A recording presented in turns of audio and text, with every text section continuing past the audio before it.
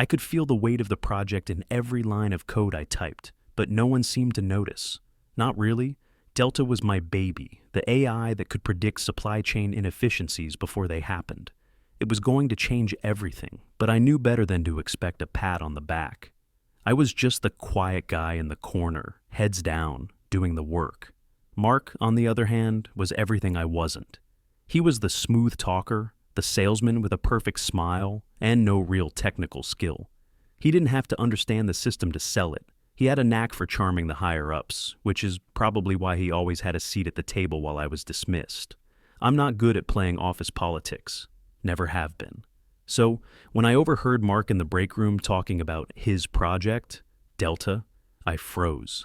He was going on and on about how his system was going to change the company, how his innovation was going to make everything run smoothly.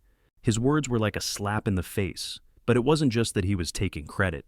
It was the way the higher-ups were eating it up, nodding along as if he had done anything more than slide into meetings with his polished pitch. I knew this was coming. Mark would present Delta at the upcoming meeting with the VP, and I would be stuck in the back, ignored. But there was something about his smile, his overconfidence that set my teeth on edge. I could feel my work slipping away, but I wasn't going to fight him head on. I wasn't going to get sucked into his game. I was going to let him hang himself. The problem wasn't just that Mark was taking credit for my work, it was that they were buying it. But I wasn't worried. I had a plan. The next day I found out just how far Mark's deception had gone. I wasn't surprised. Honestly, I was expecting it, but that didn't make it any easier to swallow. Mark had planned to showcase a half-baked version of the project, one with glaring holes that any decent executive would catch within minutes. I could already see it: sloppy charts, incomplete data, key algorithms missing entirely. His presentation was a house of cards, just waiting to collapse. It would have been easy to step up and blow the whole thing wide open. But that wasn't my play. I wasn't about to let Mark have the satisfaction of seeing me scramble to defend myself. Instead, I decided to let him do the work for me, let him crash and burn on his own. I felt the pressure building as the day wore on. The meeting was in less than 24 hours, and I was still on the outside looking in. Greg, my boss, had already made it clear where I stood. I was just the guy behind the scenes. When I'd tried to bring up details about Delta's implementation at a previous meeting, Greg had waved me off, saying, "Leave the flashy stuff to people who can sell." That was his way of saying, "Stay in your lane, Ryan."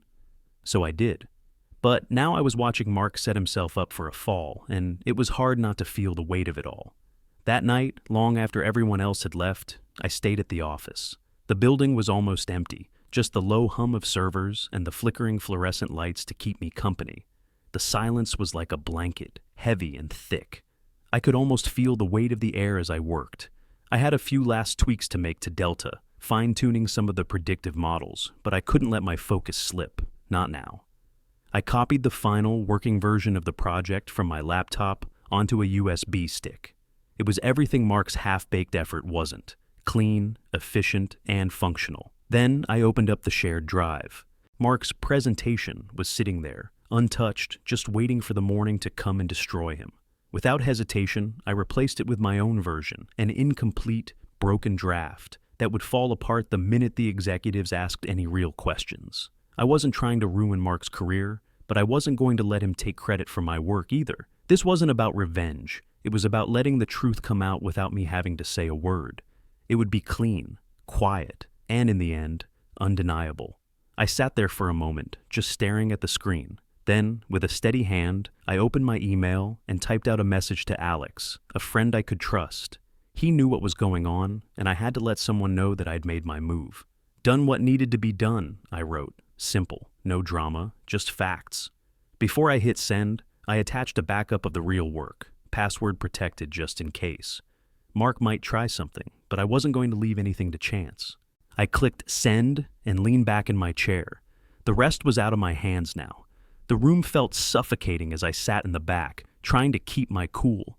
I had already double-checked the server this morning. Mark had pulled the wrong version of the presentation.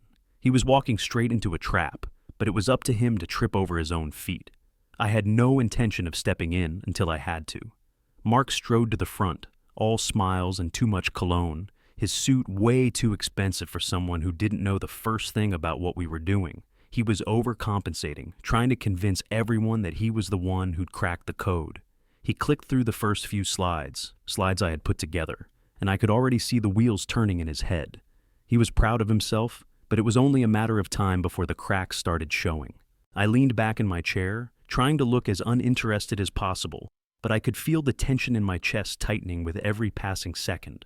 Mark clicked to the next slide, and suddenly the air in the room went stale. Instead of a well-organized chart showing the key data points, the slide was just a blank placeholder that read, "Insert Q3 logistics data here." I couldn't help but smirk to myself. The room went quiet, the buzz of murmured confusion filling the space. Mark's smile faltered, but he quickly tried to cover it up. His hands were shaking a little as he clicked again, but the next slide was just as bad. It was a jumble of numbers with no explanation, no context. Mark stammered through the next few slides, trying to act like it was all part of the plan, but it was obvious. He didn't know what he was doing. He had no idea how the system worked, let alone how to explain it to these people. The silence in the room was almost unbearable. Greg, my boss, gave me a quick, puzzled look from across the room, clearly confused by Mark's blundering. I could feel the judgment in the air as the team shifted uncomfortably in their seats. Mark's confidence was slipping away, his once perfect smile now twisting with nervous sweat. He fumbled with his laptop, trying to pull something together, but it was too late. I had no intention of letting him drown alone. It was time to let the truth come out, but I wasn't going to shout it from the rooftops. No, I just stood up, calmly walked to the front, and plugged my USB drive into the projector. The click of the connection echoed in the room, loud against the uncomfortable silence. Mark looked at me, his eyes widening. But I didn't acknowledge him. I didn't need to. I was done letting him take credit for my work. I stood there at the podium, plugging in my laptop and watching the screen light up. I didn't need to say anything yet. My slides were already doing the talking for me. One by one, they appeared on the projector, crisp and clear, detailed, data-driven, and flawless. Every chart, every graph, every line of code perfectly aligned. This wasn't just a presentation. It was proof that I'd done the work, and I wasn't about to let Mark's half-baked version get the credit. I walked them through the technical side of things, explaining the process behind the AI model like it was second nature. I answered every question with confidence, even the tough ones. When the VP, Claire, raised her eyebrow and asked about the outlier data, I was ready. "That's where the algorithm I developed comes in," I said, clicking to the slide that showed the complex data prediction method I'd built to handle outliers. Mark's draft didn't include this component. The system would have fallen apart without it. The room was quiet. I could feel the tension in the air as the executives processed what I was saying. Claire was watching me closely, but I didn't look at Mark. I didn't need to. The silence in the room was thick. Mark was standing at the back, his face pale, like he'd just realized the ground was slipping out from under him. He didn't move. He didn't try to speak up. There was nothing he could say. I wasn't calling him out. He was doing that on his own. As I wrapped up the presentation, the room erupted into applause. I didn't care much for applause, but it felt damn good to know it was for me. Claire, the VP of Operations, gave me a firm nod of acknowledgement. She didn't smile, but that was how I knew she respected the work. I kept my eyes straight ahead, not looking at Mark, who was practically shrinking in the corner. The applause died down, and I started to step away from the podium. That's when Claire called me over. Her voice was calm, direct. "Ryan," she said, her tone making it clear that the meeting wasn't quite over for me. "Come with me." I followed her to the side of the room, away from the rest of the team. Her gaze was sharp, no nonsense as always. But this time, there was something else there. Respect, maybe. "You'll be leading the national rollout for Delta," she said, her words clear and steady. "You're the one who made it happen. You've earned it." I felt a lump form in my throat, but I didn't let it show. This was my moment, my win, and nothing, especially not Mark, was going to take that away from me. "I appreciate the opportunity," I said, trying to keep my voice steady. "I'll make it happen." Claire nodded. "I know you will." As she turned to leave, I could feel the weight of everything shifting.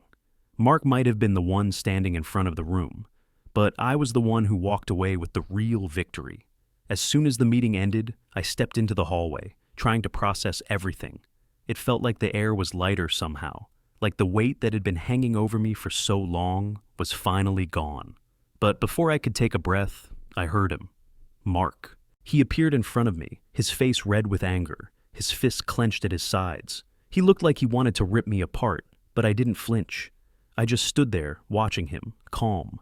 "What the hell did you do, Ryan?" His voice was low but shaking, spit flying from his mouth as he snarled. "You had no right to sabotage me like that." I didn't raise my voice. I didn't need to. "I did exactly what I was supposed to," I said, my tone even. "I built the system you were trying to take credit for.